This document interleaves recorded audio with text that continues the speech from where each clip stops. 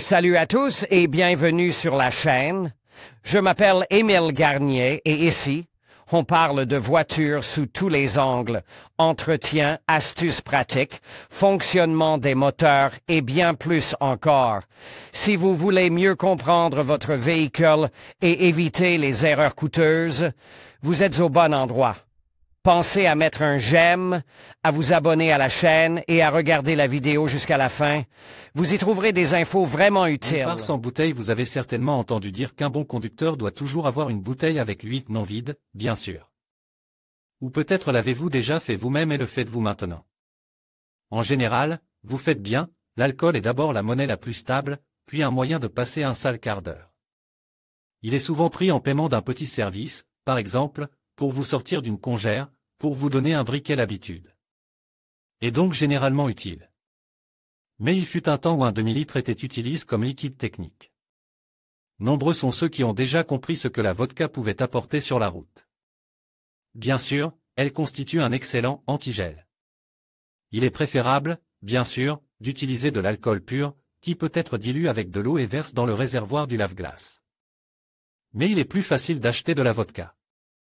Elle peut être légèrement diluée, mais pas trop, même la vodka pure gelée à 30. Est-il possible de boire de la vodka sur une pompe à laver aujourd'hui? Pourquoi pas? Un mélange d'alcool et d'eau n'est pas nocif et, dans les cas extrêmes sur l'autoroute, la méthode de ce grand-père fonctionne. L'odeur, cependant, est très appréciée, mais c'est mieux que de conduire à l'aveuglette. À propos, les esthètes avaient l'habitude d'ajouter un peu de bleu à la vodka. Cela n'a aucun sens pratique, mais cela donne l'impression que cette non congelée ressemble presque à une marque bleue. On dit qu'il est possible d'ajouter des arômes, mais ce n'est pas authentique, je n'ai jamais rencontré une telle chose dans les vieilles recettes. Une autre façon d'utiliser la vodka dans le désordre est de la verser dans le réservoir de liquide de frein. Cependant, il y a beaucoup plus de mise en garde. Tout d'abord, la vodka bout très bien, et vous ne pouvez donc pas rouler vite avec. Mais s'il fait froid dehors et qu'il n'y a pas d'autre liquide à portée de main, ou moins de l'antigel, qui est meilleur, vous pouvez verser de la vodka. Par temps chaud, il est inutile de transvaser le produit, vous pouvez verser de l'eau ordinaire. Bien sûr, on ne peut pas conduire avec de l'eau ou de la vodka à la place du liquide de frein, mais on peut sortir du bois en cas d'urgence. Pommes de terre, sel et même bulles, pardonnez-moi, mais nous devrons reparler de la vodka avec amour. Un autre domaine d'application de cette boisson nationale est l'antibuée pour les fenêtres. Aujourd'hui, on trouve dans tous les magasins des dizaines de bulles magiques pour les fenêtres, mais qu'est-ce qui a été utilisé pour nous sauver? Oui, la vodka. Mais il faut savoir qu'il n'est pas possible d'en faire un bon antibuée sans glycérine, cela ne fonctionne pas très bien. Mais cela convient à quelqu'un.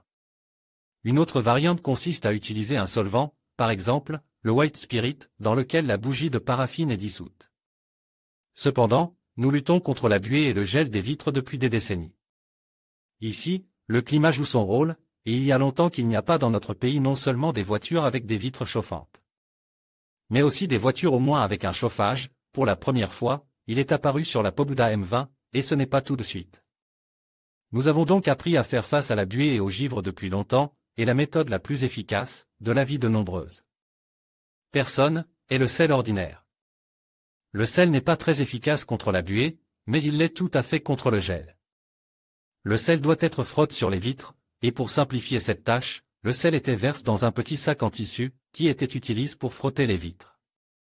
Le vieil agent anti-buée populaire, qui n'a pas d'analogue, est le savon. Plus il est dur, mieux c'est. On le prend dans une main forte et on le frotte sur le verre. Ensuite, nous prenons un chiffon propre dans nos mains et nous frottons le verre très soigneusement. Voilà, le verre ne transpire plus. Pour être exact, il ne devrait pas transpirer.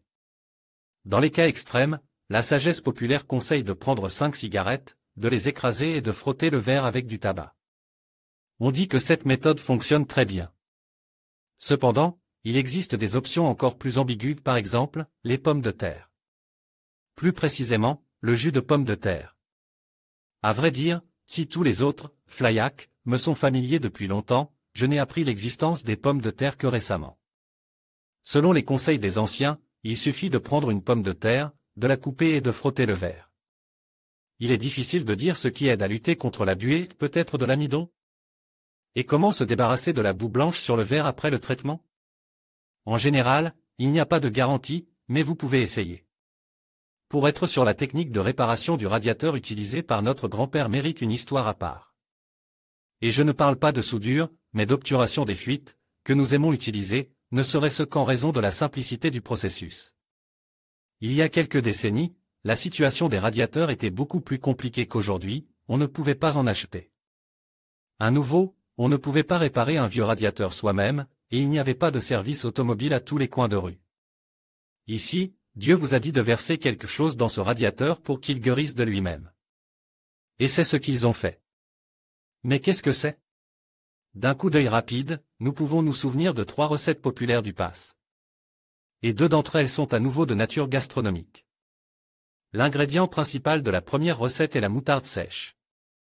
La méthode est connue depuis longtemps et, curieusement, elle fonctionne très bien. Pour réparer un radiateur, il faut y verser un paquet de moutarde et attendre 1h30 ou 2. Cela peut fonctionner, mais il faut se souvenir de 4 choses. Premièrement, la moutarde n'agit plus ou moins efficacement que dans l'eau. Les chances d'arrêter la fuite d'antigel seront bien moindres. Deuxièmement, la méthode convient à la réparation des radiateurs, mais il est peu probable que vous puissiez réparer un tuyau en caoutchouc ou en plastique avec de la moutarde. La troisième condition est que le moteur soit chaud.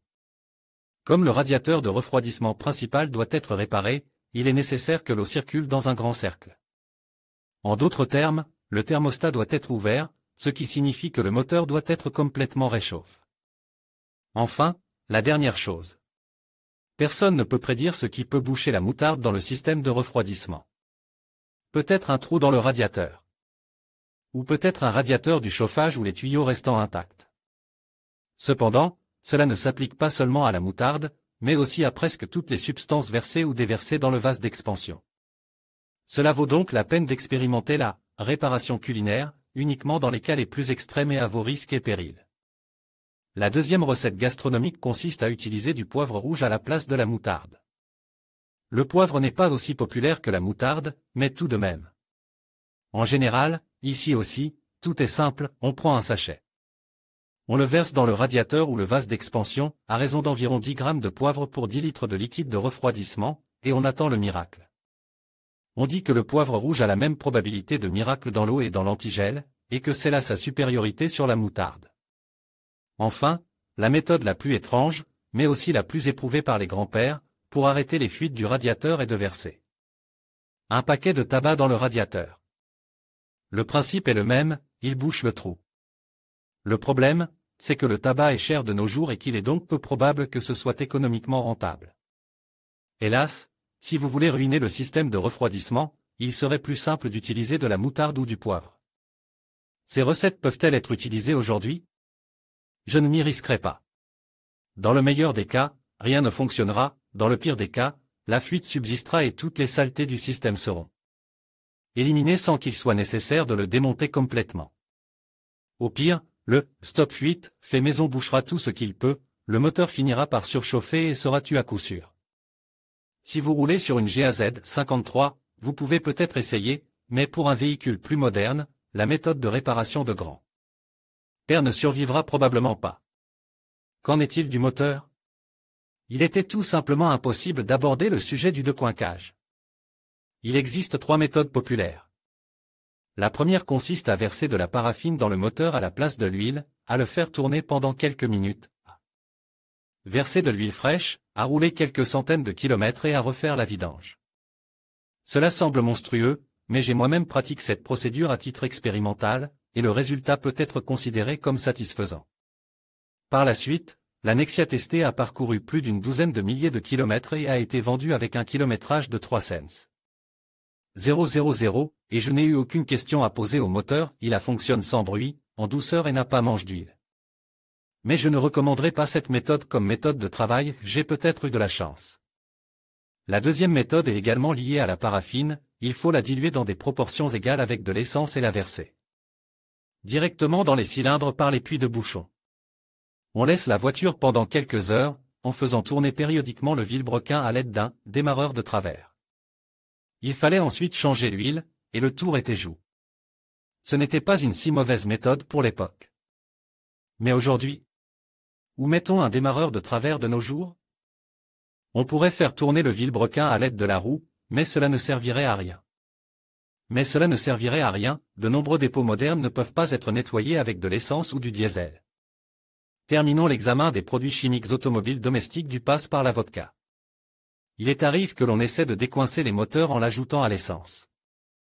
Aujourd'hui, à l'ère de l'injection et de l'écu, cette idée a peu de chances de fonctionner, mais si nous voyons soudain des grands. Avec un carburateur, cette méthode de décoloration pourrait s'avérer utile.